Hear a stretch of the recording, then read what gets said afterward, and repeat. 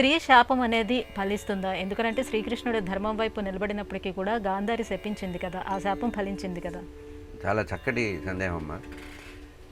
స్త్రీలు కానీ పురుషులు కానీ ఎవరైనా సరే ఆర్ద్రంతో, అంటే ఒక రకమైన బాధతో, చాలా తీవ్రమైనటువంటి బాధతో, దుఃఖంతో ఉన్నప్పుడు అన్న మాటలు జరుగుతాయి.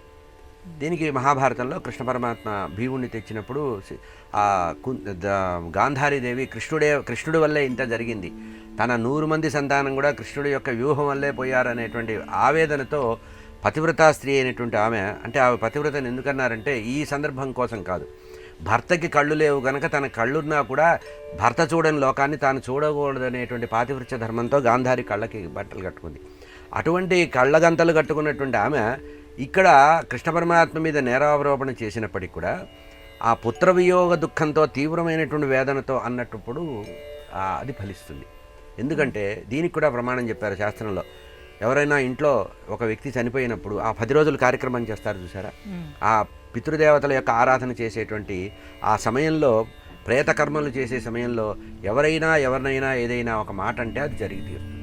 ఎందుకంటే తీవ్రమైనటువంటి వేదనతో ఆ వెళ్ళిపోయిన వాళ్ళు కూడా ఆవహించి ఉంటారు కనుక వారి చేత ఈ మాట అనిపిస్తే అది జరుగుతుంది.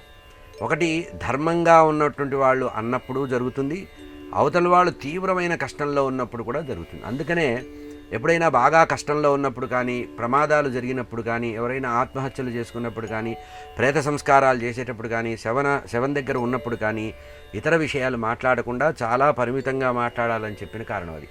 ఎందుకంటే ఆ దుఃఖాన్ని అనుభవించే వ్యక్తి పొరపాటున ఏదైనా అంటే ఇది నాకు జరిగింది నీకు జరిగితే తెలుస్తుంది అన్నాడు అనుకోండి, తప్పకుండా ఉంటుంది. అందుకనే కొన్ని సందర్భాల్లో వెళ్ళొస్తున్నానని కూడా చెప్పకూడదు అంటారు. అంటే దుఃఖంలో ఉన్నవాడు వెళ్ళొస్తున్నానంటే మళ్ళీ ఇంట్లో ఇంకో చావు జరగాలని వీడు కోరినట్టు. కనుక తథాస్తు దేవతలు అనే సందర్భంలో కొన్ని సందర్భాలలో, చాలా తక్కువ సందర్భంలో చాలా తీవ్రమైన వేదన కలిగినప్పుడు వస్తాయి. ఇవే శాపనార్థాలుగా వస్తాయి, అవే శాపాలుగా కూడా జరుగుతాయి. అంటే ఇటు కూడా కొంత లోపం ఉండాలి. అంటే మన రిసీవింగ్ ఎండ్ కూడా కొంచెం దాని యోగ్యంగా ఉండాలి. అంటే 100 మంది పిల్లలు వెళ్ళిపోయినటువంటి తల్లి గర్భశోకం అనే తీవ్రమైనటువంటి శోకంతో ఉంటుంది కనుక అది తప్పకుండా ఫలించింది. అది పరమాత్మే సంకల్పించినట్టుగా భావన చేయాలి.